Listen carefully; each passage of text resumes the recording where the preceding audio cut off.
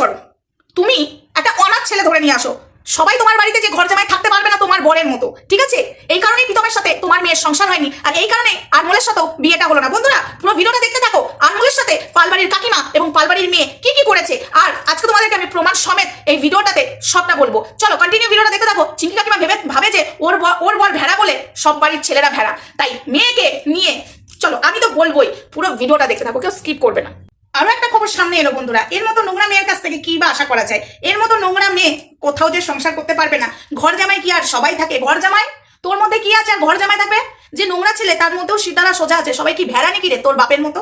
হ্যাঁ, তোর বাপের মধ্যে কি সবাই ভেড়া? অ্যাকচুয়ালি তোর বাবা ভেড়া ছিল না, তোর মা ভেড়া বানিয়ে রেখে দিয়েছে, ঠিক আছে? বন্ধুরা আজকের ভিডিওটা দেখতে থাকো। পালবাড়ির মেয়ে, এক সেকেন্ড, আমার ফোনটা আবার ডিস্টার্ব করতে শুরু করে দিয়েছে।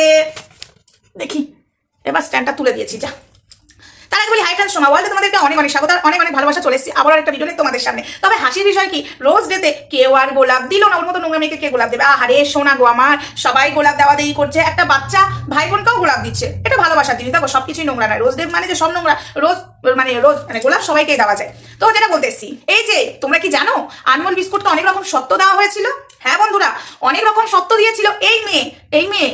তোকে একটা কথা বলি, দেখ আনমোল বিস্কুট নোংরা আমি বারবার বলবো, তারপরেও ওকে সাপোর্ট করবো, কারণ না আমি সেটা কালকে ক্লিয়ার করে বলে দিয়েছি। আমি আবারও বলছি, ওকে আমি সাপোর্ট এবার করবো, কারণ তোর মতো নোংরা মেয়ে আমাকে মানে আমাদের দুজনাকে যে ভাষায় কথা বলেছিস, আজকে সেই ভাষাগুলো আনমোল বিস্কুট এবং আনমোল বিস্কুটের মাকে দিচ্ছিস। তখন বোঝা উচিত ছিল যে যাদেরকে এই ভাষাগুলো দিচ্ছি তারা কিন্তু আমাদেরকে সাপোর্ট করেছিল, আমাকে বাঁচিয়েছিল। একমাত্র তোকে যদি কেউ বাঁচিয়ে থাকে না, তোর বাপ মাও বাঁচায়নি এই সোমা আর ধরিত্রী ছাড়া।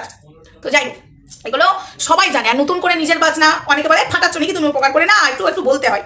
তো কথাটা হলো সেটাই, এই যে পালবাড়ির মেয়ে, তোমরা কি জানো ব্রেকিং নিউজের মতনই কথা। হ্যাঁ বন্ধুরা, তো আমি তো ওটা ফাঁস করে দেওয়ার পরে অনেক কিছু ঘটে গেছে, সেগুলো আমি এই ভিডিওর মধ্যে বলবো না। যেগুলো ঘটে গেছে সেগুলো আমি এই ভিডিওর মধ্যে এখন বলবো না। ঘটনাগুলো আমি আরো কিছু ঘটাবো, আমার সাথে যেগুলো ঘটেছে এবার আমি আরো কিছু ঘটাবো।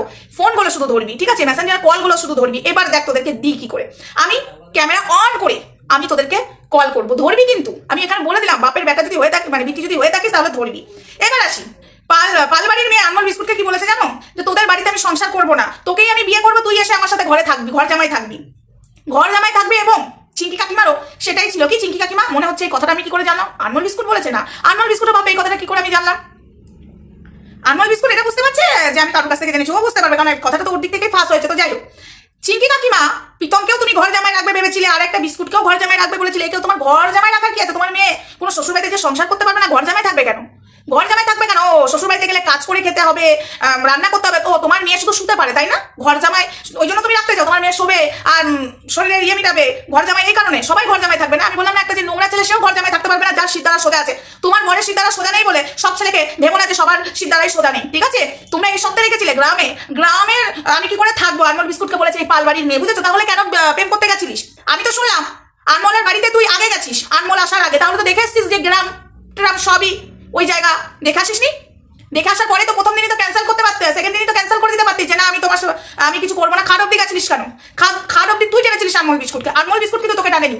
খাট অব্দি তুই টেনেছিলিস, তোর তো খাট ছাড়া কিছুই নেই। আর তোর মা ম্যাডাম বলেছিল যে আমার মেয়ে সব পারবে।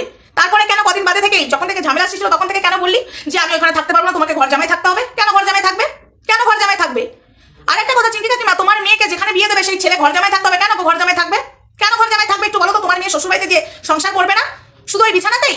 আর কিছু নেই? সংসার মানে কি শুধু বিছানা? সংসার মানে কি ওই খাটেই? আর কিছু নেই? সংসার মানে সংসারের সব কাজকর্ম। আমরা সংসার করছি না? হ্যাঁ, সংসার মানে সংসার গুছিয়ে রাখা, ঠিক আছে? সবকিছু দেখা, শুধু খাটটাই নয়। তোমার মেয়ের ওইটা আগে ঠিক করো, ডাক্তার দেখাও, এত ভালো নয়, ঠিক আছে? ডাক্তার দেখিয়ে দাও। যেভাবে এমনি করছে, একের পর একটা ছেলেকে ধরছে আর ছেলেগুলোকে নিয়ে ছেলে খেলা করছে, এগুলো বন্ধ করো। তোমার মেয়েকে নিয়ে কি ছেলে খেলবেন? মানে ছেলেরা তোমার মেয়েই খেলছে। তো বন্ধুরা এই কথাটা হলো আনমোল বিস্কুটের সাথে হয়েছিল যে তুই আমার ঘর জামাই থাকবি, ব্যাস আমি তোর বাড়িতে থাকবো না বিয়ের পরে। এই নিয়েই তো আনমোল বিস্কুটের মায়ের সাথে হয়েছে অশান্তি, এই নিয়েই তো শুরু হয়েছে। একটা কথা কি জানো তো বন্ধুরা, সেই ঢেকির স্বর্গে যে ধানি ভাঙে, এই হলো অবস্থা। ঢেকিটা তো ধান ভাঙতে পারে, এ মেয়ে সেটাও পারে না। এ মেয়ে শুধু খাটে, এই মেয়ে শুধু খাটে।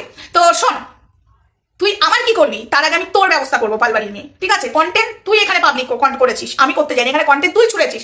আমরা কন্ট্রোভার্সি ক্রিয়েটার, অবশ্যই আমরা কন্টেন্ট করবো। তুই যেমন গালাগালি করে আমাদেরকে কন্টেন্ট করছিস, তাহলে সেই গালাগালি কেন হজম করবো সেটা নিয়ে অবশ্যই কন্টেন্ট করবো। তোর এই আবরি ছাবড়িগুলোকে দিয়ে আমাকে হুমকি চুমকি দেওয়াস না।